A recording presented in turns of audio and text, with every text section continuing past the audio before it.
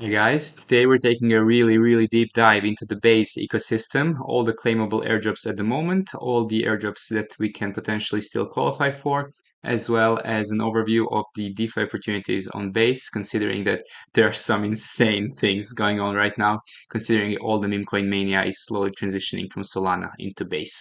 So without further ado, let's see what Base got cooking. All right, starting with two airdrop claims that are basically airdrop to your wallet already. These are the dog tokens and Toby the toad. Basically, if you've interacted anything on base layer 2 over the last 6 to 9 months, then you already have these tokens in your wallet. Currently, their combined value is around $30 to $40, and considering all the meme coin mania happening on base right now, I'm not gonna be selling anytime soon because they might actually get into 3 digits, and they were airdropped just for using the base chain.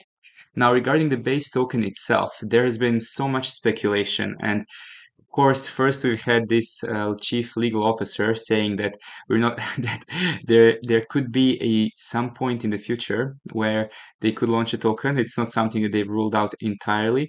But then on December, then in an interview, the main guy in Coinbase, Brian Armstrong, he's asked, well, so is Base gonna have a token?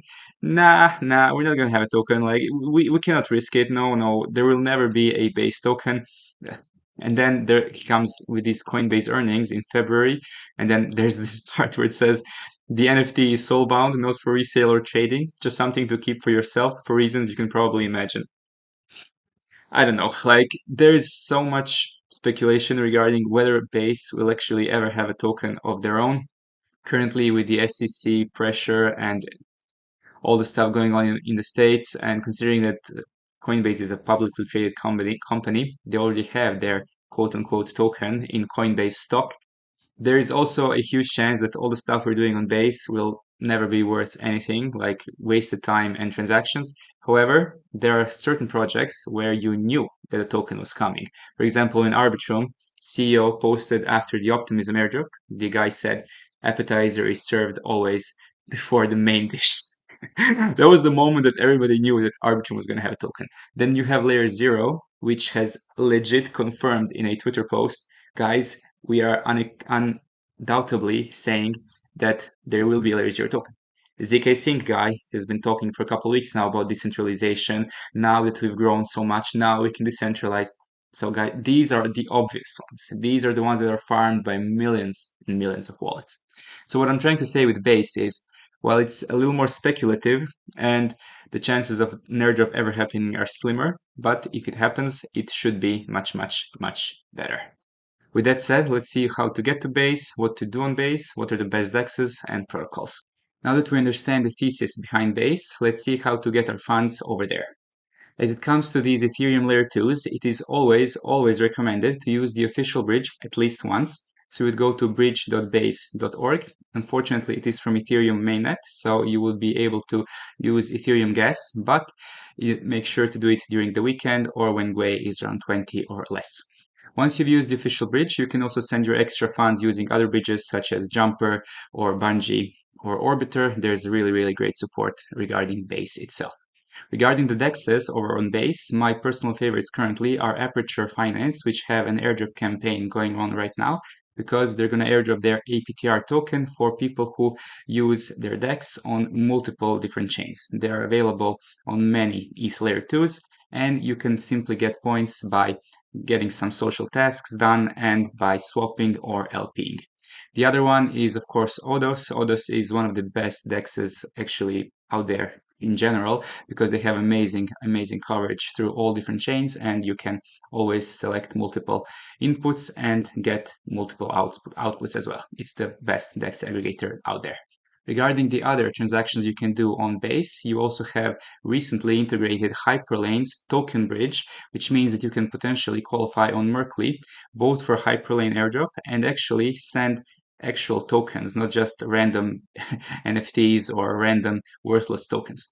So you can go from Base to Optimism, Arbitrum, Polygon, or Scroll. However, if you're just looking to get some base volume and potentially qualify for Hyperlane as well, then your best route is to go from Base to Polygon. I have checked all of the routes, and this one is going to cost you the least, like 30-40 cents, whereas all the other chains are going to cost between $1 to $3, which is less than ideal if you're just focusing on volume. However, it is recommended to go through all the chains at least once to have multiple contract interactions and different transaction activity.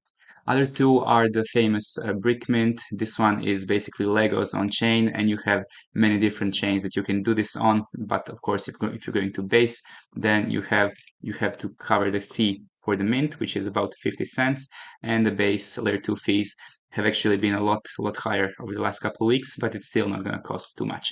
You can also mint multiples, and at the same time, this is the fastest and easiest way to rack up some interactions on Base layer 2. And of course, there's always the same old ZK stars. This one is also same deal. You are basically burning money away to get on-chain interactions, but of course, they are doing something, some airdrops soon, some domains. Who knows? Maybe this isn't just money burn, but for all intents and purposes, you're building transaction volume and different smart contract interactions. And when you're airdrop hunting, this is all you can really hope for. Also, quick reminder, we have a Base dedicated channel in our private Discord, but not only Base. We discuss many different airdrops and airdrop claims in here, and this is one of the places that you can really find quality information in a condensed period of time.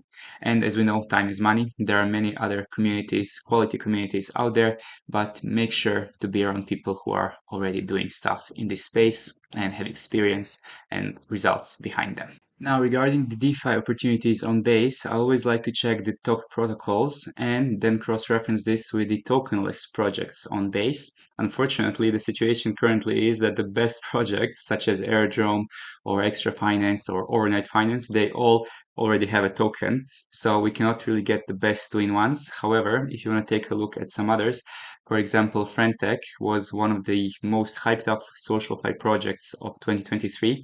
And even though they've taken a bit of a market downturn with their release of V2 coming up 1 week after 420, we might have some resurgence in them. They are still the biggest TVL project on Base. They have points program for people who use their platform. So if you want to get some exposure to that, you're welcome to do so. But honestly, if you're interested in SocialFi, your better bet is probably Farcaster and Warpcast, because their Degen token and all the stuff going on with them is a much bigger narrative, in my opinion. Then you also have Cygnus Finance. They're basically letting you mint the stablecoin, their own Cygnus USDC stablecoin, and you're getting the 5% APR because they are using the US Treasury bills for a source of revenue. So it's really nothing spectacular, to be honest. But if you want to speculate on a potential airdrop from their protocol, they only have 10 million currently locked. So this could be one of the avenues to explore. And of course, the one that I've actually been personally involved with recently is Avantis Finance. This one is the last one that could potentially airdrop, and they've been hinting at that since their testnet phase. And probably the best two-in-one on Base if you want to airdrop farm and get some DeFi exposure is through their tranches. Usually there used to be much bigger APRs, but of course this is a nice way to get a two-in-one if you wish to just farm some stable coins. This is basically their counter trading route. So if you deposit some funds in these tranches, you get exposure to profit and losses from traders, as well as some other platform fees. Two things to keep in mind is their tranches are currently full. They increase the limits every couple of weeks, and you do have to lock your capital, soft lock, for at least 6 months to get the maximum APRs. You can, of course, release it, but you will incur between 0 to 10% loss. Now, regarding the rewards, they also have rewards. 120,000 USDC is given to top traders on the platform regarding volume and PNL. So if you're going for Avantis airdrop, make sure to do a couple trades. They have a lot of assets available, not only assets in crypto, but also in the fiat currencies as well. Now, regarding this Degen thing that we talked about earlier, Warpcast is taking a bit of a beating since they announced their airdrop number 3. There was a really huge hype, and a lot of people were buying the required 10k Degen tokens, but more on that in our upcoming Degen and Warpcast video. But for now, just keep in mind that you might want some exposure to this token, as it's the main tipping token on their platform, Warpcast. Now let's take a look at more reputable, at least more established DeFi projects such as Aerodrome, ExtraFinance, and of course Overnight Finance on Base. Starting with Aerodrome Finance, they are the biggest liquidity marketplace on Base and a very successful Velodrome fork from Optimism. They're the biggest v3.3 DEX, which means that unlike a normal liquidity pool, they add an extra element of locking their native token and voting.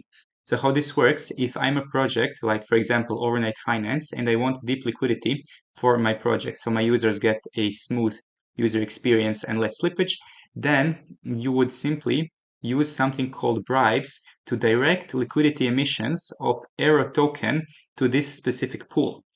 That means that all of these APRs are paid in Aero token, and of course they're going to be incredibly high so long as the Aero token keeps increasing in price, which has been the case as we're in somewhat of a bull market.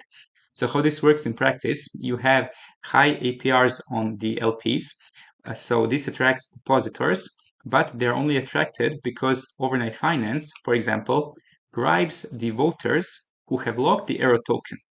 So on one side, you have the virtuous cycle of people buying the Aero token, locking it to get the voting power. This voting power then directs Aero token emissions to the specific pools that are incentivized by projects who want to attract deep liquidity. This is basically V3.3 in a nutshell. It's a win-win model for projects because they get amazing price for deep liquidity. The V3.3 DEX gets incredible APRs because of the bribes and rewards that the projects are paying to have voters vote for the emissions of the native token to these pools to juice up the APRs.